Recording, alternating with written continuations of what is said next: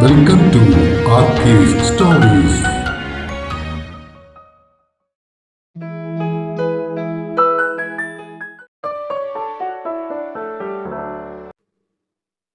ഒരു paying guest പ്രണയം ഭാഗം 2.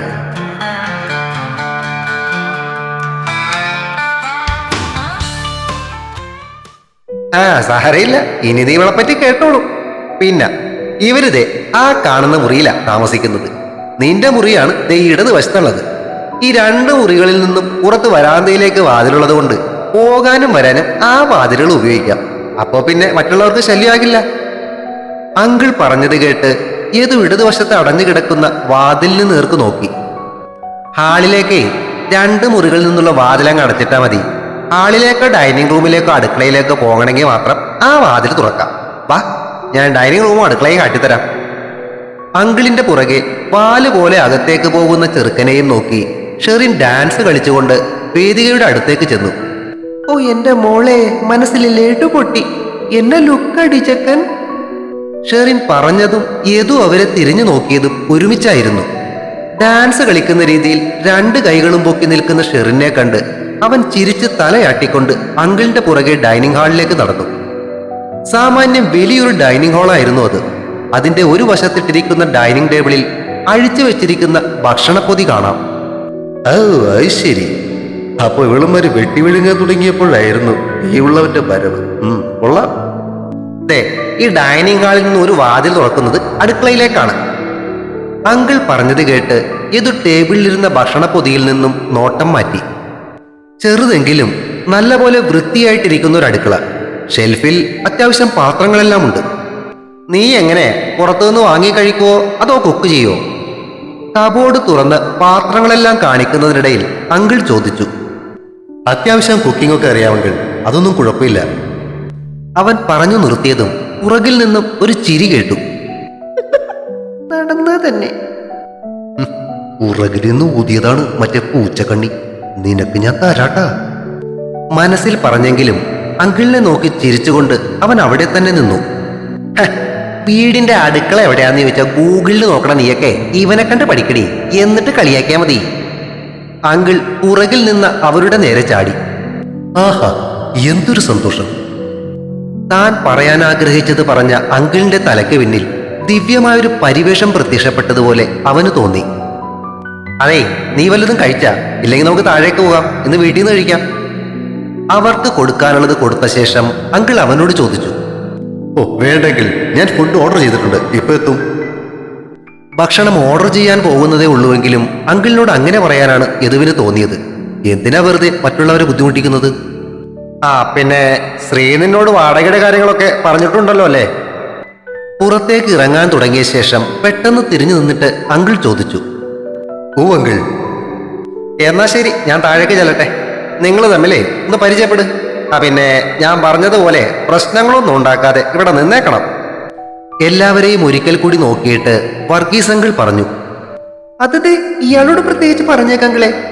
പറഞ്ഞത് ആരെന്നറിയാൻ തിരിഞ്ഞു നോക്കിയ യദു കണ്ടത് അവനെ നോക്കി കണ്ണുരുട്ടുന്ന പൂച്ചക്കണ്ണിയാണ്. ശരി, നമ്മളോട്? ഞാനേ നിങ്ങളോടും കൂടിയാ പറഞ്ഞത്.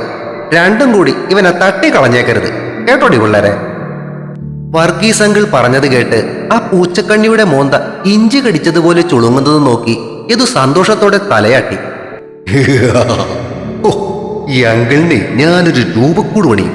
അങ്കിളെ, അങ്കിള് മുത്ത് ഉമ്മ. അവൻ മനസ്സിൽ അട്ടഹസിച്ചു. പിന്നെ നാളെ ക്രിസ്മസ് ആയതുകൊണ്ട് എല്ലാവർക്കും ഭക്ഷണം നാളെ താഴെയാണ് കേട്ടോ. നാളെ ഒന്നും ഓർഡർ ചെയ്യാൻ നിൽക്കണ്ട, കാലത്തെ അങ്ങ് വന്നേക്കണം. ശരിയെന്നാ, ഞാൻ ഇറങ്ങട്ടെ. അതും പറഞ്ഞ് അങ്കിൾ താഴേക്ക് ഇറങ്ങിപ്പോയി. ഷെറിൻ അങ്കിളിന്റെ പുറകെ ചെന്ന് ഹാളിൽ നിന്നും പുറത്തേക്കുള്ള വാതിൽ അടച്ച ശേഷം തിരികെ വന്നു. ഹായ്, ഞാൻ യദു കൃഷ്ണൻ.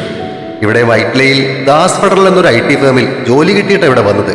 പിന്നെ ഷെറിൻ, സോറി കേട്ടോ, ആക്ച്വലി ഞാൻ ഈ ന്യൂസ് ചാനലുകളൊന്നും കാണാറില്ല. അതുകൊണ്ട് അങ്കിള് ചോദിച്ചപ്പോ തന്നെ കുറിച്ച് അറിയില്ല എന്ന് പറഞ്ഞത്. യദു ഒരു ക്ഷമാപണത്തോടെ ഷെറിനെ നോക്കി. Oh it's okay Yadu, cool. Sherin മെല്ലെ ഒന്ന് ചിരിച്ചു. ഇയാള് പിന്നെ മലയാളം സീരിയൽ മാത്രമാണോ TV കാണുന്നേ? വേദികയുടെ ആക്കിയുള്ള ചോദ്യം കേട്ടതും യദുവിന് വീണ്ടും ചൊറിഞ്ഞു കയറി. ഏയ് അല്ല, ഞാനേ ഈ ഫാഷൻ ഷോ ചാനലുകൾ മാത്രമേ കാണാറുള്ളൂ, അതാ. അതും പറഞ്ഞുകൊണ്ട് അവൻ അവളെ അടിമുടി ഒന്ന് നോക്കി ഒരു വെടല ചിരി ചിരിച്ചു. നീ തറയാണേ, ഞാൻ നിന്റെ അപ്പൻ അടിപിള്ളേ. വന്ന ഉടനെ കയറി ഉടക്കേണ്ടെന്ന് കരുതി അവനത് മനസ്സിലാണ് പറഞ്ഞത്. അത് തന്നെ നിൽപ്പ് നോട്ടം കണ്ടപ്പോ തന്നെ എനിക്ക് മനസ്സിലായി ആളൂ. ബാക്കി പറയാൻ വന്നത് അവൾ വിഴുങ്ങി. ഊളെന്നല്ല അവള് പറയാൻ വന്നത്. ഇവളെ ഞാൻ ഇന്ന് കൊല്ലൂട ഷാജിയേട്ടാ. യദുവിന്റെ മുഖം മാറിയതും അവൻ മുന്നോട്ടായുന്നതും കണ്ട് ഷെറിൻ അവരുടെ ഇടയിലേക്ക് കയറി. എന്നതാ വേദ ഇത്? അങ്കിളെല്ലാം പറഞ്ഞതല്ലേ. മാത്രമല്ല യദു ഇനി ഇവിടെ നമ്മുടെ കൂടെ താമസിക്കേണ്ടയാളാ. ഇങ്ങനെ ആയാലും എങ്ങനെയാ? നീ വന്നേ, വാ നമുക്ക് പോയി ഭക്ഷണം കഴിക്കാം. ഷെറിൻ വേദികയെ അകത്തേക്ക് വലിച്ചു. Okay, sorry. ആരോടൊന്നില്ലാതെ പറഞ്ഞുകൊണ്ട് വേദിക അകത്തേക്ക് കയറിപ്പോയി. എന്റെ പട്ടിക്ക് വേണം നിന്റെ ചോറി. ഒടി പുല്ല്, പൂച്ചക്കണ്ണി, പട്ടി, നാറി, തെണ്ടി, ശവ. പിറുപിറുത്തുകൊണ്ടു നിന്ന യദുവിന്റെ അടുത്തേക്ക് ഷെറിൻ ചെന്നു. സോറി യദു, അവള് പറഞ്ഞതങ്ങനെ കാര്യമൊക്കെ കേട്ടോ. ഞങ്ങളുടെ കൂടെ ഒരു ആൺകുട്ടി കൂടി താമസിക്കാൻ വരുന്നെന്ന് കേട്ടപ്പോ അവക്കത് പെട്ടെന്ന് അക്സെപ്റ്റ് ചെയ്യാൻ പറ്റിയിട്ടില്ല. അതാ. ആളൊരു പാവാണ്. Please don't keep it in your mind. Sherin പറഞ്ഞു. ഇത്ര പാവമാണേ, താമസിയാതെ നമ്മുടെ കാലയെ പിടിച്ച് നിലത്തടിക്കേണ്ടി വരും എന്ന് പറയാനാണ് അവൻ ഉള്ളിൽ തോന്നിയതെങ്കിലും പറഞ്ഞത് മറ്റൊന്നായിരുന്നു. ഓ സാരമില്ല ഷെറിൻ, എനിക്ക് മനസ്സിലാകൂ. ഒരു തത്വദർശിയെ പോലെ മെല്ലെ തലയാട്ടിക്കൊണ്ട് അവൻ പറഞ്ഞു. എന്നാ പിന്നെ നിങ്ങൾ ഫുഡ് അടിക്കാൻ നോക്ക്. ഞാൻ താഴെ ചെന്ന് എന്റെ ബുള്ളറ്റ് അകത്തെ കയറ്റി വെച്ചിട്ട് വരാം. ഇവിടെ അടുത്ത് നല്ല ഭക്ഷണം കിട്ടുന്ന ഏതാ സ്ഥലം? നല്ല തട്ടുകടയായാലും മതി. ഒരു കാര്യം കൂടി, ഇവിടെ റൂമിലേക്ക് കയറുന്നതിന് എങ്ങനെയാ, സമയമല്ലതൊക്കെ ഉണ്ടോ? ഏയ്, ഇവിടെ അങ്ങനെ റെസ്ട്രിക്ഷൻസ് ഒന്നുമില്ല. ഞങ്ങൾ ജോലി കഴിഞ്ഞ് വരുന്ന സമയം കൃത്യമായിട്ടൊന്നും പറയാൻ പറ്റാറില്ല. സോ അതുകൊണ്ട് ഗേറ്റ് ഇങ്ങനെ പൂട്ടാറില്ല. പിന്നെ ഭക്ഷണം കഴിക്കാനാന്നേ മെയിൻ റോഡിൽ നിന്നും ഈ പുഴക്കരയിലെ വഴിയിലേക്ക് കയറുന്ന ഒരു ജംഗ്ഷൻ ഉണ്ടല്ലോ, അവിടെ ആ കോർണറിലായിട്ട് നല്ലൊരു റെസ്റ്റോറന്റ് ഉണ്ട്. ചായക്കട എന്ന പേര്. അടിപൊളി ഭക്ഷണം അവിടുത്തെ. ഓക്കെ ഷെറി, എന്നാ ഞാനൊന്ന് കറങ്ങിയിട്ട് വരാം. നാളെ എന്തായാലും സൺഡേ അല്ലേ, നമുക്ക് വിശദമായിട്ട് പരിചയപ്പെടാം. പിന്നെ ഏതു, ഈ ഹാളിൽ നിന്നും പുറത്തേക്കുള്ള വാതില് അങ്ങനെ തുറക്കാറില്ല കേട്ടോ. ആരെങ്കിലും പുറത്തുനിന്ന് വന്നാൽ മാത്രമേ അത് തുറക്കൂ. നമ്മുടെ മുറികളിൽ നിന്നും പുറത്തേക്കുള്ള വാതിലുകളാ പുറത്തു പോകാനും വരാനും ഒക്കെ വീട്ടു ഉപയോഗിക്കുന്നേ. ഷെറിൻ അതുകൂടി അവനെ ഓർമ്മിപ്പിച്ചു. ഓക്കെ, എന്നാ ഇയാൾ ചെല്ല്. ഇല്ലേ, കൂട്ടുകാരി ഇങ്ങോട്ട് വരൂ. ഇന്ന് ഒരു മൂടില്ല അടിയുണ്ടാക്കാൻ, അതാ. അപ്പോ ഞാനങ്ങോട്ട് ചലിക്കട്ടെ. അവൻ പറഞ്ഞത് കേട്ട് പോകാൻ തുടങ്ങിയ ഷെറിൻ തിരിഞ്ഞ് അവനെ നോക്കി ഒന്ന് ചിരിച്ചു. ഏയ് യദു, വേണ്ടട്ടോ, അടിയൊന്നും ഉണ്ടാക്കണ്ട. അതും പറഞ്ഞിട്ട് അവൾ അകത്തേക്ക് കയറിപ്പോയി. യദു ഹാളിൽ നിന്നും അവന്റെ മുറിയിലേക്കുള്ള വാതിൽ തുറന്ന് അകത്തേക്ക് കയറിയ ശേഷം വാതിലടച്ചു. അകത്തേക്ക് കയറിയ അവൻ ചുറ്റിനുമൊന്ന് കണ്ണോടിച്ചു. നല്ല സൗകര്യമുള്ള മുറി.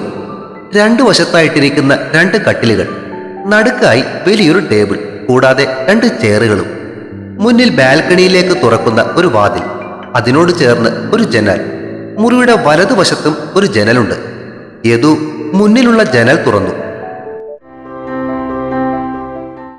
കൊള്ളാം, പുറത്ത് പുഴയുടെ മനോഹരമായ ദൃശ്യം. പുഴയുടെ അങ്ങേക്കരയിലുള്ള പള്ളിയും കാണാം. പുഴയിൽ നിന്നും വീശുന്ന തണുത്ത കാറ്റിനൊപ്പം പള്ളിയിലെ കൊയറിന്റെ ഈരടികൾ ചെറുതായി കേൾക്കാം. എല്ലാം കൂടി നല്ലൊരു ആംബിയൻസ്. അല്പനേരത്തേക്ക് അവൻ പുറത്തെ കാഴ്ചകളുടെ ഭംഗിയും ആസ്വദിച്ചു നിന്നു. അയ്യോ, വീട്ടിലേക്ക് വിളിച്ചില്ലല്ലോ. ആ കാന്താരി ഇപ്പൊ തന്നെ കലിപ്പിലായിട്ടുണ്ടാകും. ഈശ്വര. തന്നെത്താൻ പറഞ്ഞുകൊണ്ട് പോക്കറ്റിൽ നിന്ന് മൊബൈൽ എടുക്കാൻ തുടങ്ങിയപ്പോൾ തന്നെ അവന്റെ ഫോൺ റിങ് ചെയ്യാൻ തുടങ്ങി. എടുത്തു നോക്കിയപ്പോ കുസൃതി ചിരിയോടെ നിൽക്കുന്ന കൊച്ചു കാന്താരി അമ്മൂസ്. എന്താണ് ഏട്ടാ, എറണാകുളത്ത് എത്തിയപ്പോ തന്നെ ഞങ്ങളെയൊക്കെ വേണ്ടാതായോ? ഇത്ര നേരമായി ഫോൺ വരുന്നത് നോക്കിയിരിക്കുന്നു. കോൾ കണക്ട് ചെയ്ത് ചെവിയിലേക്ക് വെച്ചപ്പോൾ തന്നെ അവൾ പാരായണം തുടങ്ങി. വിചാരിച്ചതുപോലെ തന്നെ ആൾ കലിപ്പിലാണ്. കാര്യം യദു അവളേക്കാൾ 4 വയസ്സിന് മൂത്തതാണെങ്കിലും അവളുടെ വിചാരം അവൾ അവന്റെ അമ്മയാണെന്നാണ്. അതുകൊണ്ട് തന്നെ അവളുടെ മൂഡ് അനുസരിച്ചാണ് അവനെ വിളിക്കുക. എടാ, ചേട്ടാ, പൊട്ട, കൊരങ്ങ, പാവെ, കഴുതെ, അങ്ങനെ എന്ത് വേണമെങ്കിലും ആകും. പക്ഷെ യദു ഇല്ലേ അവളുമില്ല. അതാണ് അവർ തമ്മിലുള്ള ബോണ്ടിങ്. അല്ലെങ്കിലും ആകെ തകർന്നുപോയ അവസരത്തിൽ പോലും അവൻ ജീവിതത്തിലേക്ക് തിരിച്ചു കയറിയത് അവളുടെ കൈപിടിച്ചായിരുന്നു. അമ്മു, ഞാൻ വന്ന് കയറിയതേ ഉള്ളൂ. വരും വഴി മഴയായിരുന്നുകൊണ്ട് വൈകി എവിടെ എത്തിയേ? താഴെ എത്തി വർഗീസ് അങ്കിളിനെ കണ്ട് മുകളിലേക്ക് വന്ന് റൂമിൽ കയറിയതേ ഉള്ളൂ. ഭക്ഷണം പോലും കഴിച്ചിട്ടില്ല. ഫോണെടുത്ത് നിന്നെ വിളിക്കാൻ നോക്കിയപ്പോ ദേ നീ ഇങ്ങോട്ട് വിളിക്കുന്നു. അതാ ഈ മനസ്സിന്റെ ഐക്യമെന്ന് പറയുന്നത്. ഉണ്ട ഇരുന്നുണ്ട് ഒലിപ്പിക്കാതെ മുമ്പ് എന്തെങ്കിലും കഴിക്കാൻ നോക്കിയേ. അമ്മയച്ഛനും തേടി രണ്ടുപേരും ഇവിടെ അടുത്ത് തന്നെ നിൽപ്പുണ്ട്. എടുക്കണോ? ഓ വേണ്ട, ഞാൻ നാളെ വിളിച്ചോളാം. നാളെ സൺഡേ അല്ലേ. എന്നാൽ ഏട്ടന് നാളെ പോയാൽ മതിയായിരുന്നു. ക്രിസ്മസ് അല്ലേ, നമുക്ക് ഇവിടെ കൂടായിരുന്നു. ഇനിയിപ്പൊ നീ ഇല്ലാതെ എന്നെ രസം ഉണ്ടാകാനോടേട്ടോ. അവൾ ചിണുങ്ങാൻ തുടങ്ങി. അമ്മൂസ്, അത് പിന്നെ തിങ്കളാഴ്ച ആദ്യ ദിവസം തന്നെ ലേറ്റ് ആകണ്ടെന്ന് വിചാരിച്ചിട്ടല്ലേടാ. അവൻ അവളെ ആശ്വസിപ്പിക്കുവാൻ ശ്രമിച്ചു. ഓക്കെ. ആ പിന്നെ റൂമിൽ ഏട്ടൻ മാത്രമേ ഉള്ളൂ, അത് കൂടെ വേറെ ആരെങ്കിലും ഉണ്ടോ? ഓ ഇല്ലടാ, എന്റെ റൂമിൽ ഞാൻ മാത്രമേ ഉള്ളൂ. പിന്നെ അപ്പുറത്തെ റൂമില് 2 പെൺകുട്ടികളുണ്ട്. പെൺകുട്ടികളോ? അമ്മേ, ദേവിടെ ഏട്ട പെൺകുട്ടികളോടൊപ്പം താമസിക്കുന്നെന്ന്. അവൾ അവിടെ വിളിച്ചു കൂവുന്നത് കേട്ട് ഇപ്പുറത്ത് യദുവിന്റെ ചെവി പൊട്ടി. സത്യമാണ് ഏട്ടാ. എന്നിട്ട് ഏട്ടൻ കണ്ടോ? എങ്ങനെയുണ്ട് പിള്ളേര്? അടിപൊളിയാന്നോ? ഒറ്റ ശ്വാസത്തിലാണ് പെണ്ണ് ചോദിക്കുന്നത്. ആ തരക്കേടില്ല. ഒരുത്തി ഷെറി, മറ്റേളൊരു പൂച്ചക്കണ്ണി. അവക്കൊരു കൊമ്പ് കൂടുതലുണ്ട്. അത് മിക്കവാറും തല്ലി ഓടിക്കേണ്ടി വരുന്ന തോന്നുന്നേ. ദേ, ആ പെൺപിള്ളേരുടെ തലവലായത്തരം കാണിച്ച് അവസാനം എന്റെ പേര് കൂടി ചീത്തേക്കരുത്. ഓ പിന്നെ നിന്റെ ആ ഓഞ്ഞ പേരിനി എന്തോന്ന് ചീത്തയാകാനാ? ഓൾറെഡി നീ ആ കോളേജിലെ കേടി ലിസ്റ്റിലല്ലേ ഉള്ളത്. അവൻ അവളെ എരി കയറ്റാൻ നോക്കി. ഒന്ന് പോയേ. അവിടുത്തെ നമ്പർ 1 താരമാ ഈ ഞാൻ, അറിയോ? എന്റെ കോളേജിൽ വന്നൊന്ന് അന്വേഷിക്ക്. നിനക്ക് എന്നെ ഇപ്പൊ അത്രക്ക് വിലയില്ല അല്ലടാ ഏട്ടാ. നോക്കിക്കോ, ഞാൻ പഠിച്ചൊരു ജോലിയൊക്കെ വാങ്ങട്ടെ. പിന്നെ എന്നെ ഒന്ന് കാണാനായി നിനക്കൊക്കെ ടിക്കറ്റ് എടുക്കേണ്ടി വരും. അതെന്നെ, നീ സർക്കസിൽ ചേരാൻ പോവുകയാണോടി? ചിരിയോടെ അവൻ പറഞ്ഞത് കേട്ടതും അപ്പുറത്തു നിന്നും അവളുടെ ഒരാട്ട്. ഒന്ന് വെച്ചിട്ട് പോയിടുക്ക. ചിരിയോടെ അവൻ മൊബൈൽ കാതിനടുത്തു നിന്നും മാറ്റിപ്പിടിച്ചു. എന്നാ ശരിയടാ, ഞാൻ നാളെ വിളിക്കാം. അയ്യോ വെക്കല്ലേ. ഫോൺ കട്ട് ചെയ്യാൻ തുടങ്ങിയ അവൻ അമ്മുവിന്റെ അലർച്ച കേട്ട് വീണ്ടും ഫോൺ ചെവിയോട് ചേർത്ത് പിടിച്ചു. ഒരു കാര്യം കൂടി ചോദിക്കട്ടെ? അതെ, അവർ പഠിക്കുന്ന കുട്ടികളാണോ ഏട്ടാ? ഏയ്, വർക്ക് ചെയ്യുന്നവരാടി. ആ ഷെറിൻ എന്ന് പറയുന്നവള് ഇവിടെ ന്യൂസ് വിഷനില്ല, എന്തോ ഇൻവെസ്റ്റിഗേറ്റീവ് റിപ്പോർട്ടറാ. മറ്റേ പിശാച് അവിടെ തന്നെ വർക്ക് ചെയ്യുന്നേ. ദൈവമേ, ന്യൂസ് വിഷനിലെ ഷെറിൻ മാത്യു ആണോ ഏട്ടാ അത്? അവളുടെ ചോദ്യത്തിലെ അത്ഭുതവും ആഹ്ലാദവും കേട്ട് അവൻ മൊബൈൽ ചെവിയിൽ നിന്നും മാറ്റി അതിലേക്കൊന്ന് നോക്കി. ആവോ, ആർക്കറിയാം. അല്ല, അതിന് നീയത്തിനെ എത്ര അത്ഭുതമൊലിപ്പിക്കുന്നേ? ഓ എന്റെ പൊട്ട, അത് ഷെറിൻ മാത്യു തന്നെ ആയിരിക്കും. അടിപൊളി കക്ഷിയാണ്ടേട്ടത്. ഓ, വലിയ താല്പര്യമില്ലാത്ത മട്ടിൽ അവനൊന്ന് മൂളി. എന്തൊന്നുക്കോ ഏട്ടൻ പഴയ വ്യവസായ മന്ത്രി ആ ജോസഫ് പനങ്ങടനെ പറ്റി കേട്ടിട്ടില്ലേ? ആ പഴയ കേസ്. ഇന്ത്യൻ പ്ലാസ്റ്റോ ഏഷ്യാനിക് എന്ന കമ്പനിക്ക് ഓർഡർ കൊടുക്കാൻ 3 കോടി കൈക്കൂലി വാങ്ങിയ കേസാ അത്. അത് തെളിയിക്കാൻ വഴിത്തിരിവായത് ഈ ഷെറിൻ മാത്യുവിന്റെ ഇൻവെസ്റ്റിഗേഷൻ റിപ്പോർട്ടാ. അടിപൊളി ടീമാണ് കക്ഷി. ആണോ? ഇതൊക്കെ ആർക്കറിയാം? എന്നോട് അറിയുമെന്ന് ചോദിച്ചപ്പോ ഞാൻ പറഞ്ഞറിയില്ലെന്ന്. അയ്യേ, മനുഷ്യന്റെ വേല കളഞ്ഞല്ലോ കുരങ്ങൻ. അതെങ്ങനെ?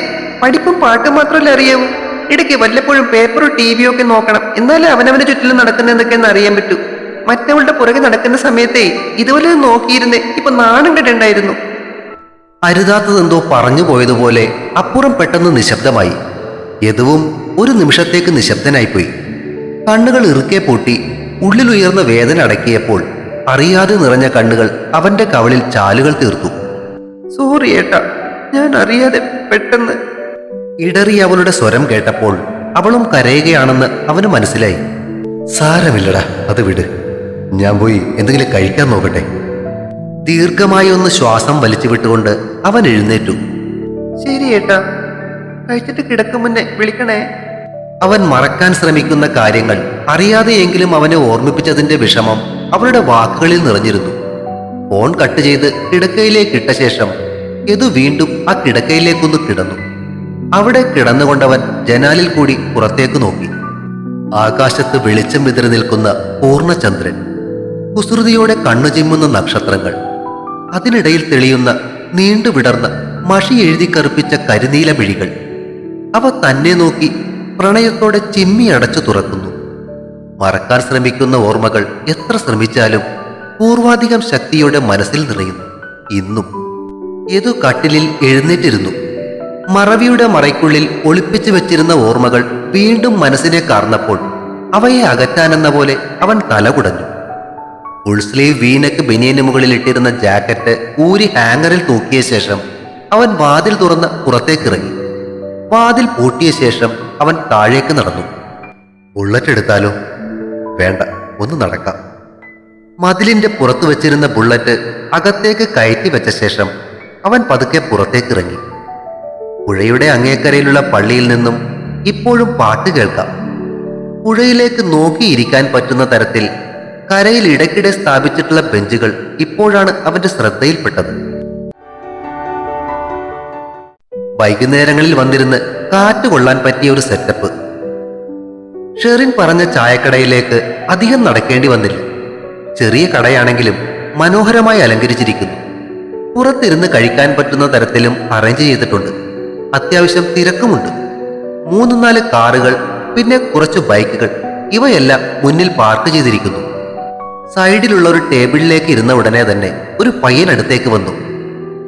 എന്താ മോനെ കഴിക്കാനുള്ളത്? ചേട്ടാ, പൊറോട്ട, ചിക്കൻ, താറാവ്, ബീഫ്, ചപ്പാത്തി, പിന്നെ ലിവർ, പുട്ട്. എന്താ വേണ്ടത്? അവൻ ലിസ്റ്റ് നിരത്തി. പുട്ടും താറാവും എടുത്തോ. അല്പസമയത്തിനുള്ളിൽ ആ പയ്യൻ കൊണ്ടുവന്നു വെച്ച താറാവ് കറിയുടെ ഗ്രേവി അവനൊന്ന് തൊട്ട് നാവിൽ വെച്ച് നോക്കി. ആഹാ, സൂപ്പർ! പുട്ടും താറാവ് കറിയും ഒരു രക്ഷയുമില്ലായിരുന്നു.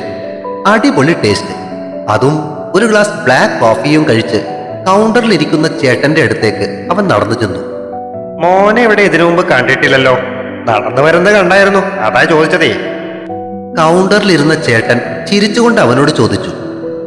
ചേട്ടാ, ഞാൻ ആ വർഗീസ് ചേട്ടന്റെ വീട്ടിലെ പുതിയതായി താമസിക്കാൻ വന്നതാ. അവനും ചിരിച്ചുകൊണ്ട് മറുപടി പറഞ്ഞു.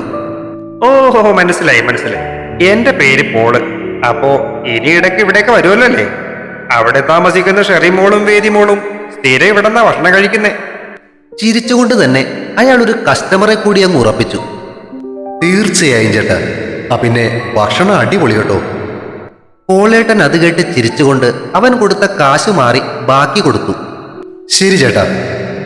ബാലൻസ് പേഴ്സിലേക്കിട്ട് പേഴ്സ് പോക്കറ്റിലേക്ക് വെച്ച ശേഷം ഇത് പുറത്തേക്കിറങ്ങി തിരിച്ചു നടന്നു. തിരിച്ച് വീടിനടുത്തെത്തിയപ്പോൾ പുഴയുടെ കരയിലുള്ള ബെഞ്ചിൽ അല്പനേരമൊന്നിരുന്ന് കാറ്റുകൊള്ളാം എന്നൊരു തോന്നൽ. നേരെ അവൻ തൊട്ടടുത്ത ബെഞ്ചിലേക്കിരുന്നു. കായലിൽ നിന്നും വീശുന്ന സുഖമുള്ള തണുത്ത കാറ്റ്, അങ്ങേക്കരയിലെ പള്ളിയിൽ നിന്നും ഉയരുന്ന പാട്ട്, കായലിൽ നീങ്ങുന്ന ചെറുവള്ളങ്ങളിൽ കത്തിച്ചു വെച്ചിരിക്കുന്ന കുഞ്ഞു വിളക്കുകളിൽ നിന്നുള്ള വെളിച്ചം മിന്നാമിനുങ്ങുകളെ പോലെ ഇടയ്ക്കൊക്കെ കാണാം.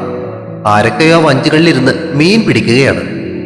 ബെഞ്ചിന്റെ ഹാൻഡ് റെസ്റ്റിലേക്ക് തല ചായ്ച്ച് പുഴയിലേക്ക് നോക്കി അവൻ കിടന്നു. കായൽ കാറ്റുമേറ്റ് പാട്ടും കേട്ട് കിടക്കുന്ന സുഖമൊന്നും ഒരു AC റൂമിലും കിടന്ന കിട്ടില്ല മോനെ. മനസ്സിൽ പറഞ്ഞുകൊണ്ട് യദുമെല്ലെ കണ്ണുകളടച്ചു. തുടരും.